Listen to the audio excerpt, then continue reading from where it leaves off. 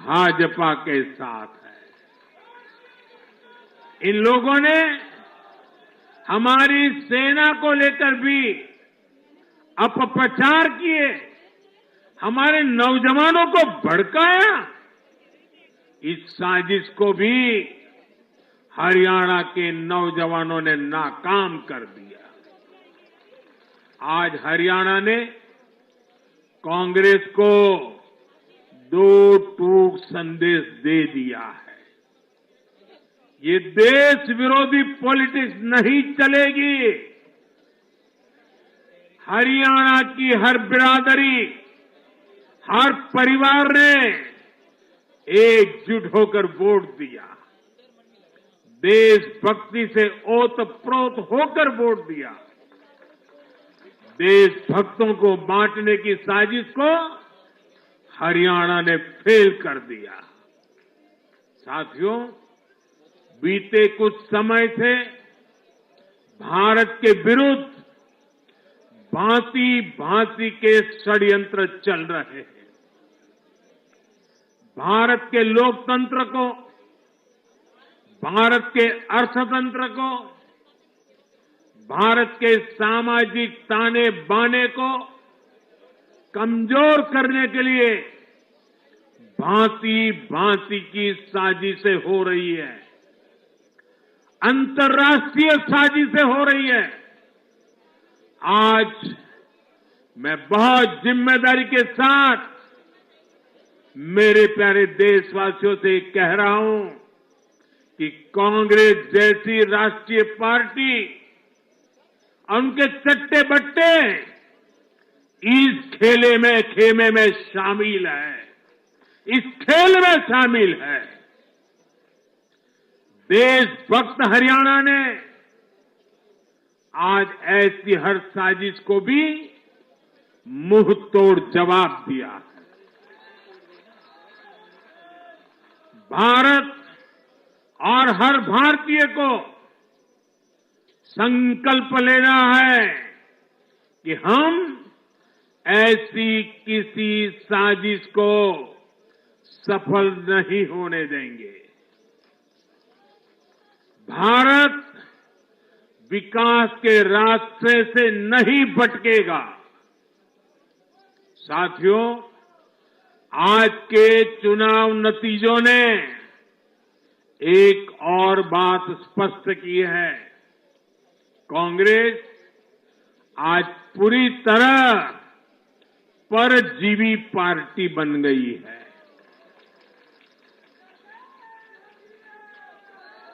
यहां हरियाणा में कांग्रेस परजीवी बनकर किसी के साथ नहीं थी, अकेली थी, तो उसे करारी हार मिली।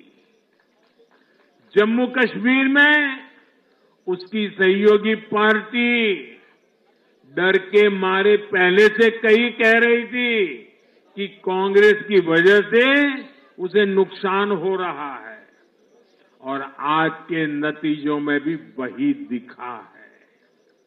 आपको याद होगा, लोकसभा चुनाव के नतीजों ने भी हमने यही देखा था। लोकसभा में कांग्रेस जितनी सीटें जीती, उनमें आधी से ज्यादा सीटें वो अपने सहयोगियों की वजह से जीती है। इसके अलावा जहां सहयोगियों ने कांग्रेस पर भरोसा किया, वहां उन सहयोगियों की ही नैया डूब गई। कई राज्यों में कांग्रेस के खराब प्रदर्शन का खामियाजा उसकी सहयोगी पार्टियों को उठाना पड़ा। कांग्रेस ऐसी परजीवी पार्टी है जो अपने सहयोगियों को ही निगल जाती है। साथियों, कांग्रेस एक ऐसा देश बनाना चाहती है जहां लोग अपनी ही विरासत से नफरत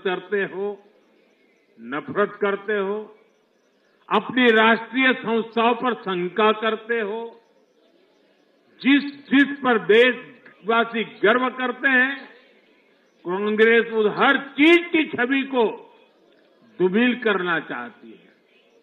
देश का चुनाव आयोग हो, देश की सेना हो, हमारी पुलिस हो, देश की न्यायपालिका हो, कांग्रेस हर संस्था पर दाग लगाना चाहती है। आपको याद होगा, लोकसभा चुनाव का परिणाम आने के पहले इन्होंने किस तरह का कोहराम मचाया था।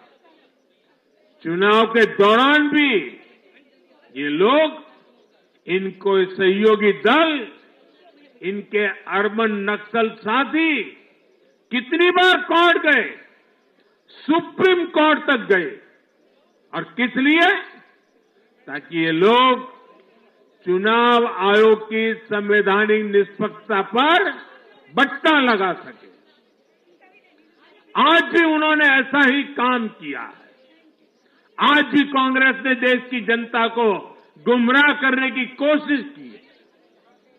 कांग्रेस हर बार यही कोशिश करती है कि हमारी संस्थाओं की निष्पक्षता पर सवाल उठाए, उसकी प्रतिष्ठा पर आघात करे। कांग्रेस की यही आदत रही है। कांग्रेस बड़ी बेशर्मी से ऐसी करतूतें करती आ रही है।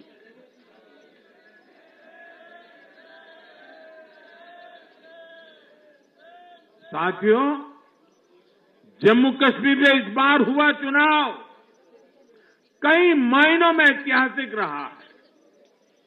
वहां भारत का संविधान पूरी तरह से लागू होने के बाद ये पहला चुनाव था। आजादी के 7 दशक बाद भी अनेक लोगों को वोट डालने का हक नहीं था। उन्होंने भी पहली बार इस चुनाव में अपना वोट डाला है। कुछ लोग कहते थे कि आर्टिकल 370 हटा तो कश्मीर जल जाएगा, लेकिन कश्मीर जला नहीं, कश्मीर और खूबसूरती से खिला है, खिलखिलाया है। जिस तरह लोगों ने बाहर आकर रिकॉर्ड नंबर में वोट डाले, वो हर हिंदुस्तानी के दिल को खुश करने वाला है। हमारा जम्मू कश्मीर कर्फ्यू और अलगाववाद के कालखंड से बाहर निकल रहा है। 1947 के बाद पहली बार हमारी सरकार ने जम्मू कश्मीर में बीडीसी के चुनाव कराए। आज पहली बार प्रशासन के हर स्तर पर, फिर चाहे वो विधायक हो, बीडीसी हो, डीडीसी हो, हर स्तर पर अब जनता द्वारा चुने हुए प्रतिनिधि काम करेंगे।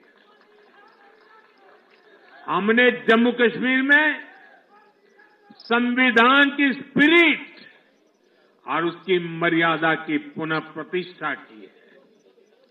बाबा साहब आंबेडकर को इससे बड़ी श्रद्धांजलि क्या होगी। साथियों, मैंने विकसित भारत के लिए 4 स्तंभों की चर्चा, बार बार उस चर्चा को आपके सामने रखा है। ये 4 स्तंभ किसान, युवा, महिलाएं और गरीब। जम्मू कश्मीर हो या हरियाणा, हम विकास को इन्हीं 4 धाराओं के, 4 स्तंभों के बलबूते पर देश को विकसित भारत बनाने की दिशा में आगे बढ़ रहा है। इनको सशक्त करना ही भाजपा की प्राथमिकता है। हरियाणा के गरीब तो पिछले 10 साल से डबल इंजन की सरकार का काम देख रहे हैं। मुफ्त इलाज की सुविधा से लेकर नल से जल और पक्के घर तक हरियाणा के गरीब परिवारों को अनेक सुविधाएं मिली है। अब हरियाणा की भाजपा सरकार गरीब कल्याण के काम को और अधिक गति देगी। साथियों, हरियाणा तो कृषि के मामले में देश के अग्रणी राज्यों में शामिल है। हरियाणा की इस ताकत को भाजपा और मजबूती देने वाली है। हमारा लक्ष्य एकदम साफ है। भाजपा सरकार हरियाणा के किसानों की उपज को दुनिया के बाजारों तक पहुंचाना चाहती है। बाजरा जैसा यहां का मोटा अनाज श्री अन्न के रूप में दुनिया भर के डाइनिंग टेबल पर पहुंचे, ये हमारी प्रतिबद्धता है। हरियाणा खाने के तेल में आत्मनिर्भरता के मिशन को भी शक्ति देने वाला है। इससे हरियाणा के तिलहन किसानों को भी ज्यादा लाभ होगा। साथियों, हरियाणा के युवाओं ने दुनिया भर में अपना लोहा मनवाया है। चाहे मानेसर में मैन्युफैक्चरिंग सेक्टर हो, गुरुग्राम के स्टार्टअप्स हो या फिर खेल की दुनिया, हरियाणा के छोरा छोरी खूब धूम मचा रहे हैं। भाजपा सरकार इन सभी क्षेत्रों में और अधिक निवेश को बढ़ावा देने वाली है। आने वाले समय में भारत दुनिया में खेलों की एक महाशक्ति बनने जा रहा है और इसमें हरियाणा के नौजवानों की भूमिका बहुत बड़ी रहने वाली है। इसलिए हरियाणा में स्पोर्ट्स, ये इंफ्रास्ट्रक्चर को बढ़ावा देने के लिए एक आधुनिक रोड मैप भाजपा ने रखा है। साथियों, जब महिलाओं की बात आती है तो विमेन लेड डेवलपमेंट आज देश का मिजाज बनता जा रहा है। हमारी माताओं, बहनों, बेटियों के सशक्तिकरण से जुड़े हर पहलू पर भाजपा फोकस कर रही है।